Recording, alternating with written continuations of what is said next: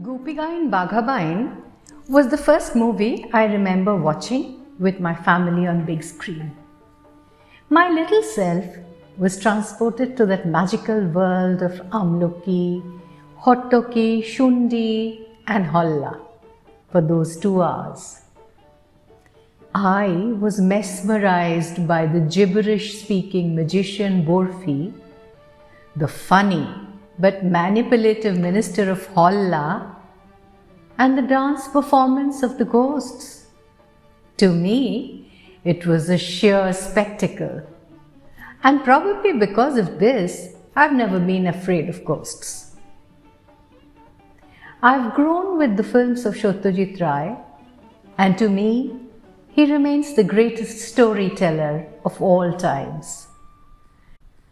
So on his birth centenary, I wanted to pay tribute to him with my limited resources. So I decided to look at the dance of ghost sequence of Guga Baba, Goopi Gayen Bagaha Bayen, with my researcher's eyes and deconstruct the sequence. I know, it has been done to death. Saw the pun there? It has been done to death, yes, by other great minds before me. The maestro himself has spoken about it in a lot of his interviews. What I have done is put all of it together and added some visual elements with a little bit of my own analysis. Having said that, let me tell you that Ray hated critics over-analyzing his films. But I guess he had to learn to live with it. Now that he's gone, all we have are his creations. And so, we cherish his films by gazing at them from different angles. For those who have not seen the film yet, here's the story in brief. Goopi Gayen Bagaha Bayen was originally a short story written by Sri Upendra Kishore Rai Chaudhuri, Satyajit Ray's grandfather. Ray built on this 11-page story to make a 2-hour-long movie. It describes the adventures of 2 village youngsters, Goopi Gayen the singer and Bagaha Bayen the drummer, who are given 3 boons by a benign king of ghosts. The first boon gives them access to food and clothing whenever they need. The second one provides them with magic shoes by means of which they can transport themselves wherever they want to go. And the third one gives them the power to hold people spellbound with their singing and drumming. After winning a music competition, they are appointed as court musicians by the good king of Shundi. Soon the king of Holla declares war on Shundi. Anxious for safety of their peace-loving patron, Goopi and Bagha journey to Holla as spies, and largely with the aid of their music, prevent the war, bring the 2 kings together, who are actually long-lost brothers, marry their 2 daughters, and live happily for the time being. In most of the Indian fairy tales, ghosts are scary creatures, and hence they have to look their part. Traditionally and in the book, they are described as having huge ears like kulo. A kulo is a bamboo platter for winnowing rice, protruding teeth like large white radishes, and eyes which glow like embers. But how can a friendly ghost who will change the lives of the protagonists with an act of magnanimity look terrifying? So Ray decided to go with a variety of near human looking ghosts, but more fluid and shadowy. We'll talk about that in a while. So Ray had his famous notebook known in Bengali as Kheror Khata. It is a ledger book generally used by businessmen to keep records. Each year, a new notebook is used on the Bengali New Year's Day to start afresh. Khero, a red-colored rough cotton material, is used as a cover for these books and has been in Bengal's history for generations. The foldable scroll-like books are handmade and are stitched using a white thread. The same twine is then used to tie and preserve these books. These books are not hardbound, and as red symbolizes good luck, prosperity, etc., it is considered shubho or pious.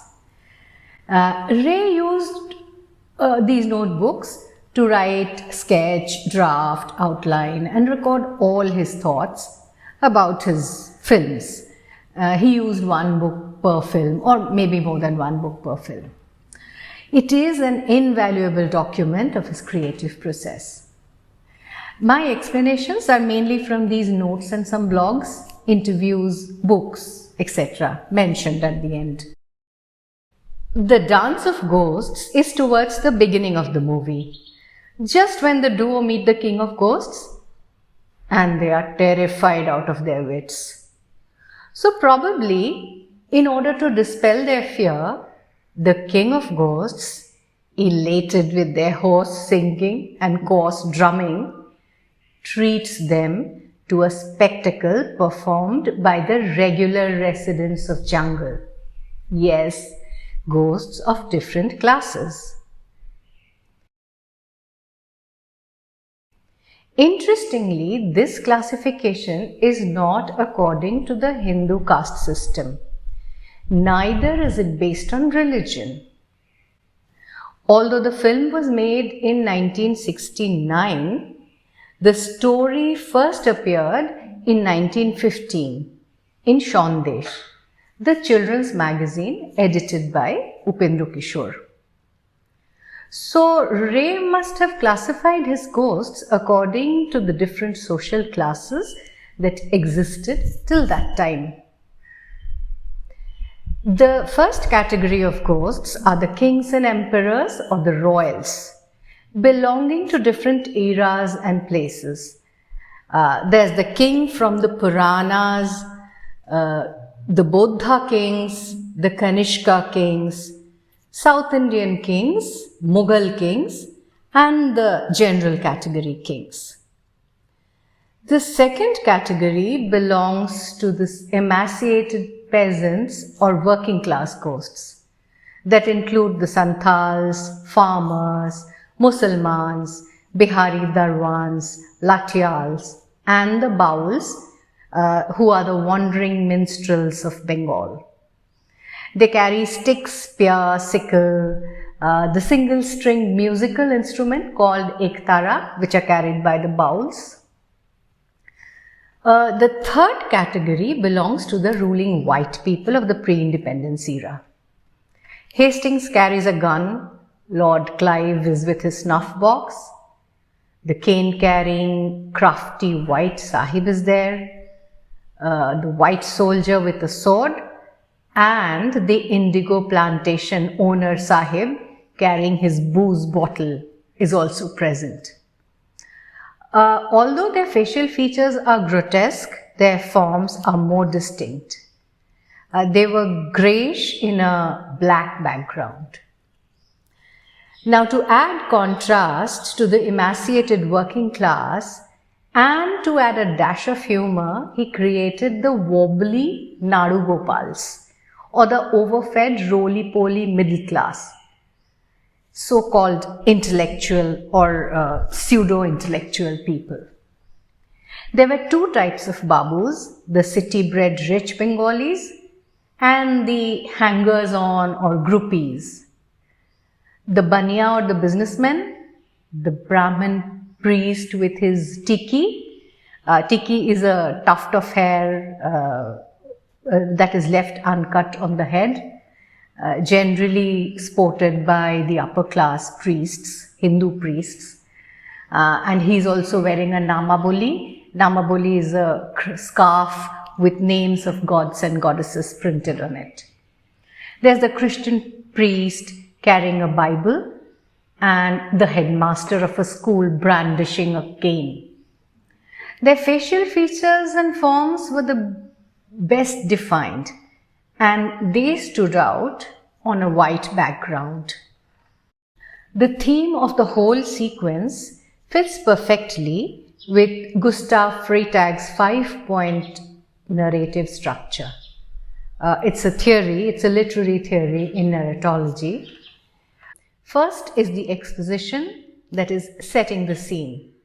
Second is the rising action, which means building the tension gradually. Within the rising action, or the whole point of building the tension happens because of an inciting incident. Then comes the climax, the exciting bit.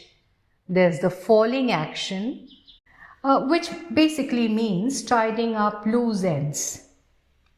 And finally, there is resolution or denouement, which is the ending of the story. But since Ray was heavily into Western classical music, my guess is that he must have followed the form of sonata while choreographing this dance piece.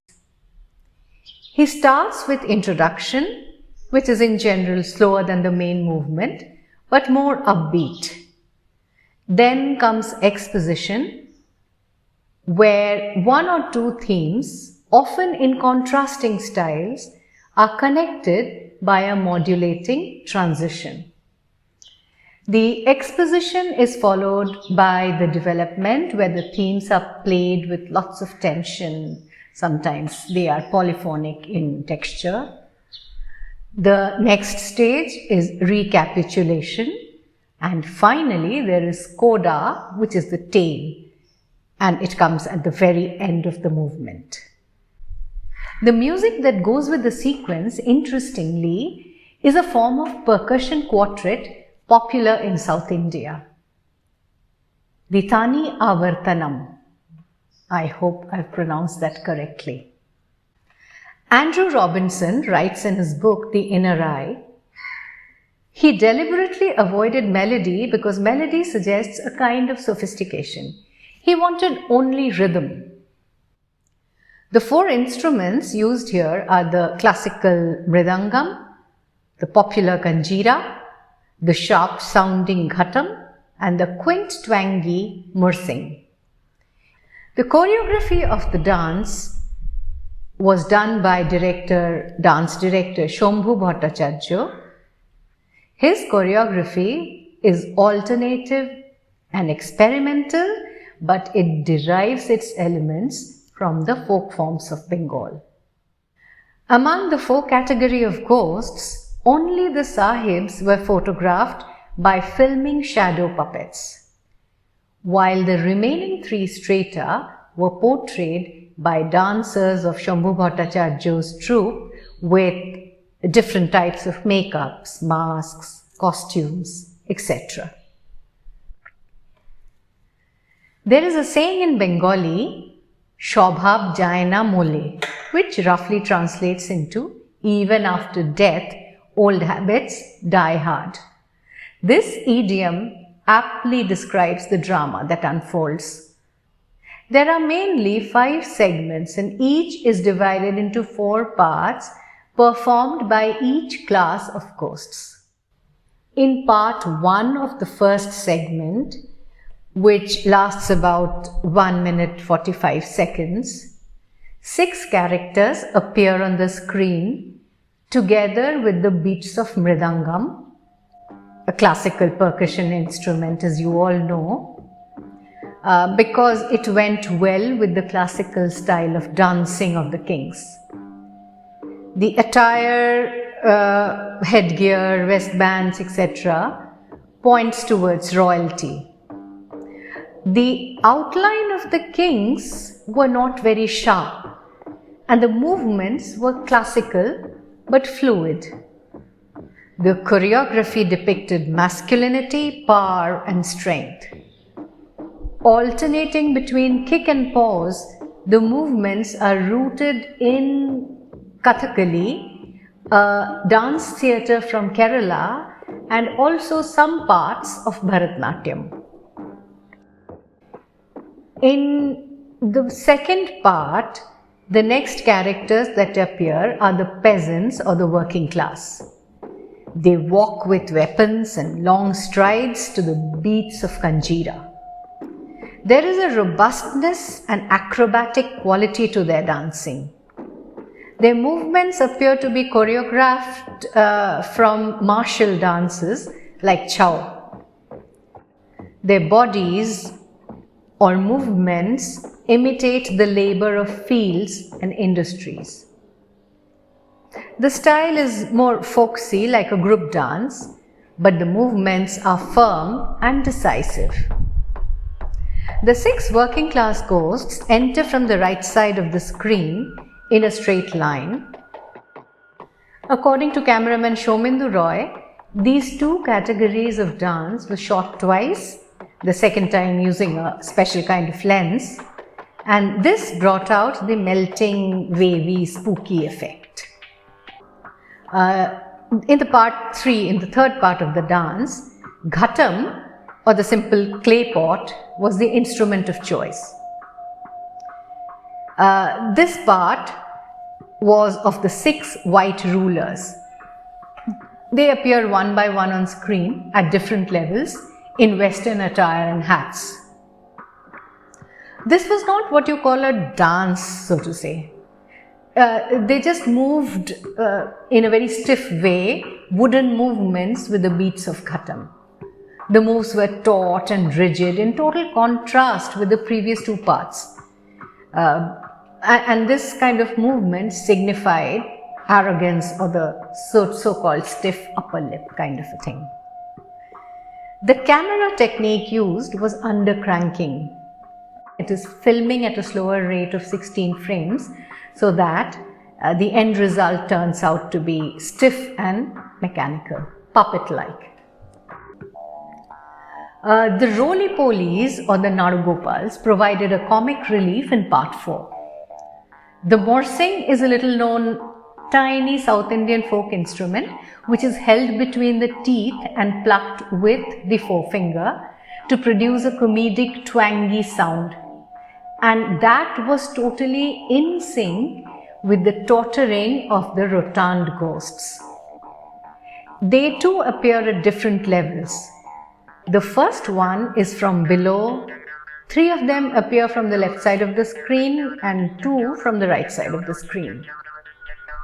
These fat ghosts wobble on the screen with the rhythmic sound of morsing, adding a comic effect. The second segment, which lasts for about 1 minute 25 seconds, the 4 parts recur cyclically. Tempo of the music and dance increases. The kings appear one by one and then continue to dance together in classical style.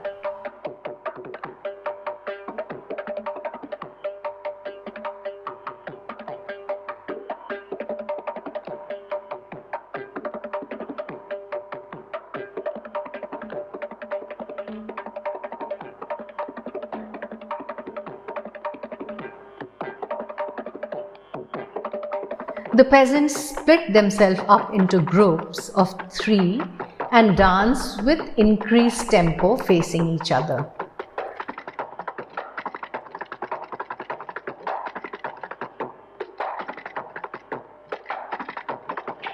The sahib stands stoically at first in a single line and then greet each other with crisp Victorian bows.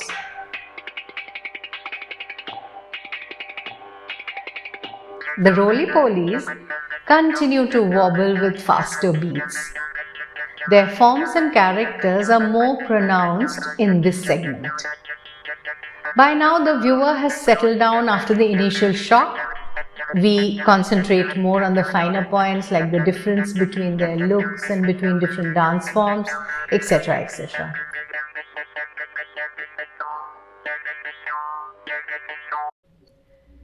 The third segment is about 1 minute and 20 seconds, and in this the rhythm and tempo is increasing further and the dancers accelerate their movements to match.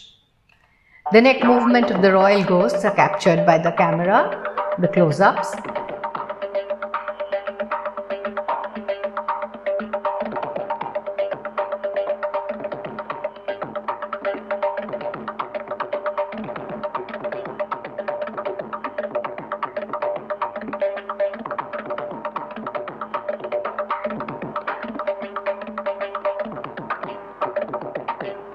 The 6 peasants dance with independent movements as if they are trying to maintain their identity.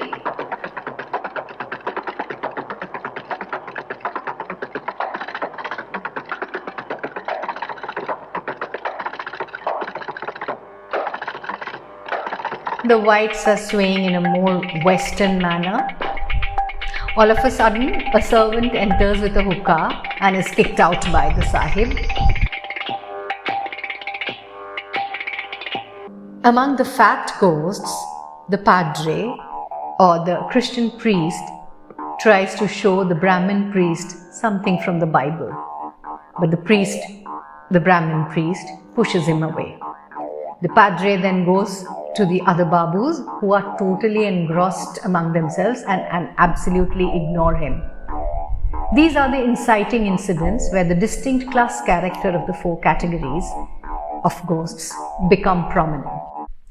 By the 4th segment, which lasts about 1 minute and 5 seconds, the music has reached a kind of climactic peak. The dance movements are dramatic.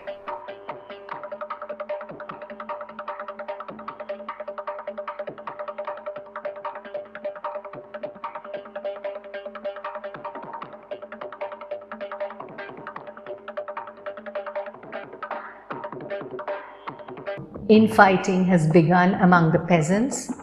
The Lathial is attacking the Musalman. The Santal and the Baul are engaged in a fist fight, and the minstrel or the Baul uses his ektara like a weapon. The whites are on war footing.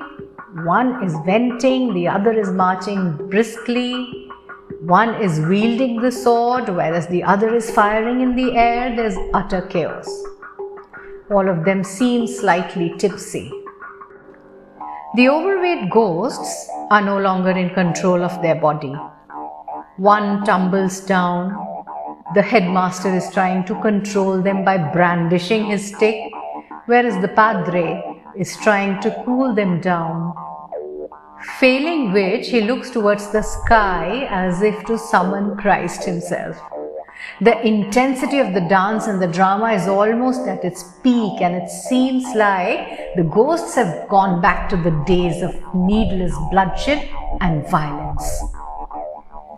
Now comes the 5th segment, which lasts about 55 seconds. The music has now reached a crescendo. We see fierce fighting on the screen. The kings fight with their weapons of choice, as do the others, and it feels like they are reenacting their chaotic lives just like living humans. They are brutal and barbaric, tearing down any semblance of civilization. One by one, they all fall down. It's almost as if they are stuck in a never-ending cycle to kill and be killed.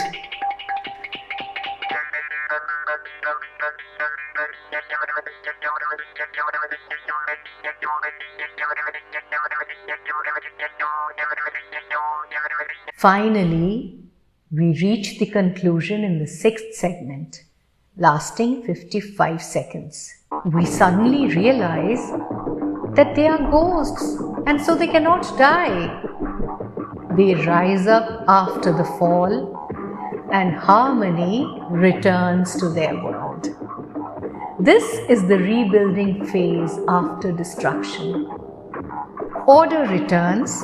They arrange themselves in neat lines in a box-like structure with shelves and dance simultaneously. Actually, 4 different scenes were shot with dancers, turned into negatives and then spliced together one above the other. Interestingly, now the order has changed. The working class is on top, followed by royals, whites, and the babus. Does this point to the leftist philosophy, or does it point to the domination and survival of the working class through adversities? Who knows? But what we know for sure is that the dance serves as a metaphor of peace and resolution, something Goopi and Bagha must achieve when their journeys continue beyond the forest. Thank you so much for being with me. With that, I bid you adieu for now. Bye.